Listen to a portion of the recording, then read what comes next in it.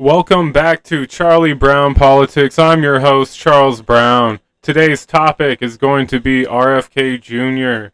As you may know, he's challenging Jim Crow Joe in the Democratic primary. Now, a lot of people on the left have been screaming at RFK Jr. about this very point I'm about to bring up, and that is the fact that the DNC is rigged. Let's look at what they did to Bernie Sanders, not once, but twice.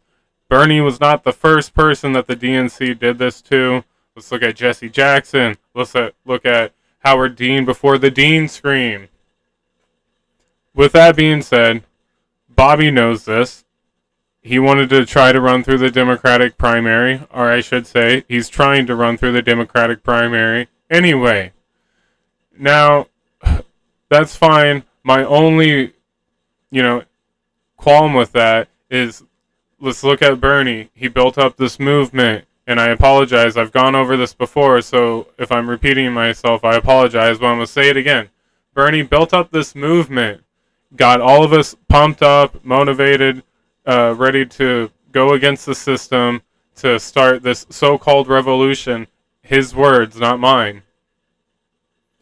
Got all millions of people for his side. He loses and gets rigged in the primary. He didn't say a mumbling word about it. So the system, the DNC that he was critiquing that whole time, he bent the knee and told us to vote for those same people. And it broke a lot of us. A lot of us felt betrayed.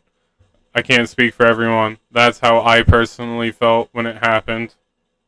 And it hurt. So that's my only qualm with RFK is, like, what are you going to do when you build up this movement? Are you just going to leave us all out in the dust like Bernie did? Now, that's been a big question. RFK has said that he's not going to go third party, but there's been a video that's come out that is showing maybe Bobby is now starting to get the picture, okay? Maybe he's really starting to see how badly the DNC is rigged. So let's watch a video, and it's going to get into a little bit of what we've been talking about. Hi, everybody. I'm Diane Brady. I'm here with Robert F. Kennedy Jr., environmental lawyer and activist who is, of course, seeking the Democratic nomination for president. Mr. Kennedy, good to see you. Very good to be here with you, Diane. So where are you? Are you joining us from the West Coast right now? Give us some sense of place. I'm in my office in Brentwood, California, and I've been here for now about 5 days, and then I go back on the road. Tomorrow I go back to South Carolina, which is a perfect segue, because I saw your recent press release you put out, and I think a lot of people are discussing as we head into primary season. What do you make of the DNC calendar? Well, I think, it's pretty clear that the DNC does not want a primary. I don't want to say that they want a coronation, but that's I think that's a fair way to put it, actually. They're essentially fixing the process so that it makes it almost impossible to have democracy function. They're effectively disenfranchising the Democratic voters from having any choice in who becomes president or who becomes the Democratic nominee. So two of the things they've done to date is they've moved the Iowa primary. They've made rules that if anybody campaigns in Iowa or any candidate sets foot in the state of Iowa or sets foot in the state of New Hampshire, then none of the votes that are cast for that candidate will be tallied. In other words, any delegate that I win in New Hampshire or Iowa would go instead to the president. And now they're trying to change it so that if I campaign in New Hampshire, that none of the votes cast for me in Georgia will count. And that's significant because it's hard to win the nomination without Georgia. What is So what is the logic? Well, they're rigging it so that it, effectively, we're looking at the tabulations now that look like if you add up all the super delegates that they control and all of the automatic delegates that just go to the party and go to the president, I would have to win almost 80% of all of the states in order to beat President Biden, even if he only wins 20%. And yet you continue on. So what is your strategy then in light of this for defeating President Biden? These rules will not be finalized until September 14th, and we've written the DNC protesting. I mean, there's some really wild things that they're now considering, including forcing me to actually pay for the primaries. And their logic is that they don't need a primary because they already have a candidate. And therefore, I'm costing them all this money, and that money should be paid for by me and, maybe Marianne Williamson. So it's not, it's a process that is rigged. And we live at a time in American history when a lot of Americans think that democracy is broken, that the political system is rigged, and that there's not really any democracy. And unfortunately, the DNC is taking a lot of steps that confirm that outlook. Okay, so let's talk for a bit. Now, give him credit. At least he's acknowledging that it's rigged. Bernie didn't say a mumbling word about how much they put the thumb on the scale against him, and he automatically bent the knee and said, vote for Joe Biden. I'm not convinced that Bobby is going to bend the knee and say, vote for Joe Biden, when he inevitably gets this ripped out from him.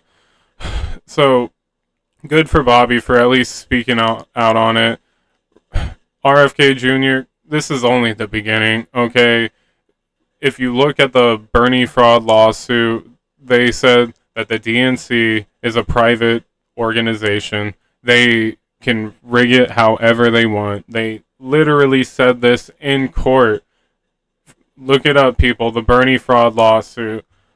There is nothing they will do to keep you from taking this nominee. And I believe that even means, look at what they did to your father and uncle. Okay, I'm not going to say it out loud because we're on YouTube here. But just look at that. They're not even giving RFK Jr. Secret Service protection. He's like he's got to be like the only candidate that's been denied Secret Service protection. I could be wrong on that, but just think about the significance of that, okay? So this is just the beginning. They're not going to stop. And so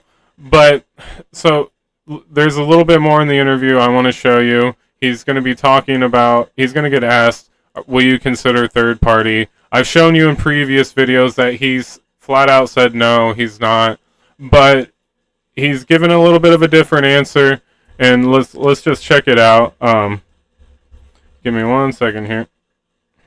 I want to get a sense of if the decision holds for the current, sort of primary structure with the DNC. What is the route to victory for you against President Biden? Oh, if the DNC is going to rig it so that it is simply impossible for anybody to challenge President Biden, then I need to look at other alternatives, because I can't go back to the people support me and to my donors and say, I'm in this to make a point. I need to show them a road to victory. What kind of alternatives would you be exploring, Mr. Kennedy? Well, I don't know exactly, because I want to see what the DNC does. I want to see if they make it if they make it a fair contest. And I'm not asking that it be 100% fair. But I'm asking that there at least be, a chance that it be plausible for somebody else to win other than their, chosen anointed candidate. In a scenario of President Trump, and we all wanted Obama to give us health care, actual health care, not a Republican deal, So Cornel West is in the picture. President Biden, let's assume, who would you support in that scenario, or who would you want to be aligned with? Stop stuffing. All right, we'll stop it there. So, as you can see, he's considering other options. He's considering, later on in the interview, I believe he says he'll consider running third party if all other options are failed. So, giving him credit on this, he's speaking out against how rigged the whole system finally is. I hope he's finally coming around and seeing the light. I really do think if he has any shot, he has to drop out, go independent, maybe try to grab the Libertarian nominee. I don't know. How much time do you have with all that? I don't have that looked up right now either. But, so, is there hope for him to be in the general election? Yes. Now, I've been watching RBN and Savvy Sabs and Nick Cruz, Rome, all the people over there, and I've been learning a lot. And so I'm glad that RFK is looking at third parties and giving us something to hope for in that aspect. But the reality of the situation, guys, there is nobody that's going to come save us. No one's going to come rescue us from this situation that we are all living in. How many of us, live in paycheck to paycheck? How many of us don't have health care? So our savior, guess what, is going to be you and I. It's going to be people like us getting out there and building our own communities. Let's look at what they're doing in Lahaina. It's not the government that came to help the people. It wasn't FEMA. It wasn't the Red Cross. No, the actual local citizens are the people that got the help to the ones in need in that situation. And, we all have to learn from that, because if our time comes with some type of tragedy, it's going to be our neighbors, it's going to be our friends, it's going to be our communities, our churches, our loved ones that we have to rely upon. So people, get out there, meet a local farmer, start supporting them, get involved with your communities, and, the real change is not going to happen from the top down. I like RFK a lot, except on Palestine, but we can't put all of our eggs in one basket. That goes for RFK, that goes for Cornell, Marianne, if you're a Biden fan, any of that, anybody. Let's work together. So here at Charlie Brown Politics, we're going to be covering the presidential race through the lens of working class and poor people, but I also want to reiterate, there is no savior. It's only us and community. With that, guys, tell me what you thought. What's going on with your mind with RFK Jr.? And do you think he's coming to light? Is he going to drop out of the Democratic Party and become a third party, run independent like he should? Come to a census on Palestine and let's get some actual work done? I don't know. But with that being said, I will catch you on the next episode of Charlie Brown Politics. Later, guys.